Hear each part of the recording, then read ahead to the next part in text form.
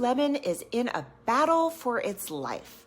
On one hand, it's tangling with the former founder, and on the other, it's fighting an activist hedge fund investor.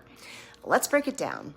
Hi, I'm Allison, and if you're new here, I help executives gain a fresh perspective on the customer-centric levers they could be pulling to deliver long-term growth. Now, Lululemon founder Chip Wilson and I have one thing in common, and that's that we hate to see high-quality, creative companies blown up by private equity financial engineering. But here's the deal. Wilson invited that private equity fox into the Lululemon henhouse, not once, but twice, and now he wants them out. That firm is Advent International. Almost 20 years ago, Wilson sold a chunk of his shares to Advent, who then helped Lululemon grow and go public. And then Advent sold all their shares and left. 5 years later, in 2013, both Lululemon and Wilson land in hot water. You might remember this blow up that was all over social media about the fabric that was so thin in Lululemon pants that you could see through it. And then Wilson defending the product by talking about women's bodies. It was a hot mess. And Wilson, who at that time was chairman of the board, blames his current board for the shoddy product quality. He threatens to start a proxy fight to get rid of them.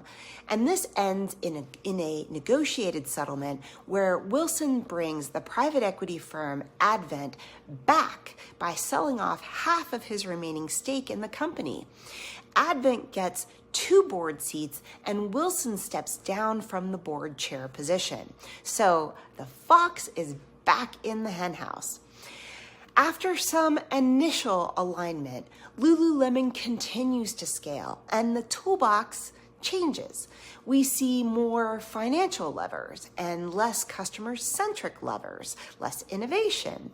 Lululemon acquires Mirror for $500 million, but it's written down to zero only 2 years later.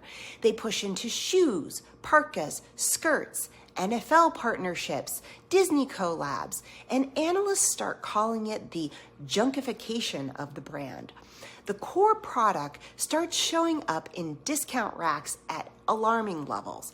Customers notice, and employees describe a culture of toxic groupthink.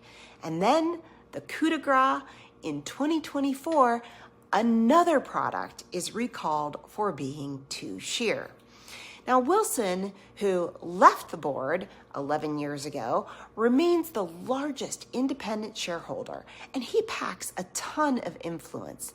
He comes out swinging with a full-page ad in the Wall Street Journal.